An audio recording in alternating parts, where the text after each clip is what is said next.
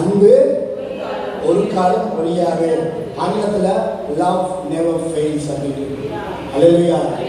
அதனாலதான் வேதம் சொல்லுது, தேவனாலே பிறந்த தேவனும் உலகத்தை ஜெயிக்கிறான். ஏன்னா நீங்க தேவனால பிறக்கும் போது அன்பால பிறக்கிறீங்க.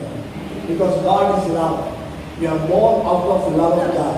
நீங்க தேவனுடைய அன்பினால பிறந்திருக்கிறீங்க அப்படின்னா நீங்க ஒரு காலம் ஒளிந்து போக மாட்டீங்க, நீங்க ஒரு காலம் தோத்து போக மாட்டீங்க.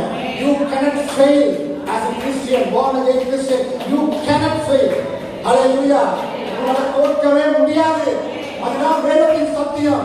பிசாசு சொல்லுவான், நீ தோத்து போனவன், உன்னால முடியாது, இதை செய்ய முடியாது, நீ பலவீனமான்னு சொல்லுவான். ஆனா அவனுக்கு சொல்லுங்க, நான் தேவனால் பிறந்தவன், தேவனால் பிறந்த நான் உலகத்தை ஜெயிக்கிறேன்.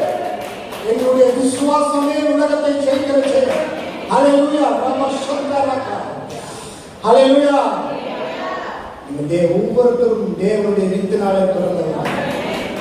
அந்த வித்து உங்களுக்குள்ள இருக்கு. அது எப்படிப்பட்ட வித்து? பரிசுத்தமான வித்து, தேவனுடைய அன்பின் வித்து. தேவன் ஏதாவது விதத்தில் தோத்து போனாரா? எங்கேயாவது சோர்ந்து போனாரா? வானத்தை பூமியை படைச்சவரை இடைப்படைச்சாரா? அதே ஆவியானவர் தான், அதே தேவன் உங்களுக்குள்ள இருக்கிறார். எங்க சொல்லுங்க, தேவனாகிய கர்த்தர் எனக்குள் வாசம் பண்ணுகிறார் சொல்லுங்க. விசுவாசம் கையெழுத்து சொல்லுங்க. தேவனாகிய கர்த்தர் சர்வ வல்லமையுள்ள தேவன் எனக்குள்ளே வாசம் பண்ணுகிறார்.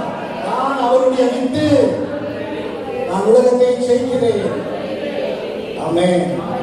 இந்த பாவத்துக்கெல்லாம் போராடி கொண்டிருக்கிற அவசியமே கிடையாது. இந்த பாவம் உங்களை ஒரு நாளும் மேற்கொள்ளாது. ஹல்லேலூயா. பாவ சோதனைகள் வரலாம், ஆனா பாவம் உங்களை ஒரு நாளும் மேற்கொள்ள முடியாது. அந்த ஆற்றலை இயேசு கிறிஸ்து கல்வாரி சிலுவையிலே பிசாசின் கூரை, மரணத்தின் கூரை, பாவத்தின் கூரை உடைத்துப் போட்டார். ஹல்லேலூயா. நீங்க பரிசுத்தமா வாழணுன்றதுக்காக நீங்க பிரயாசப்பட அவசியமே கிடையாது.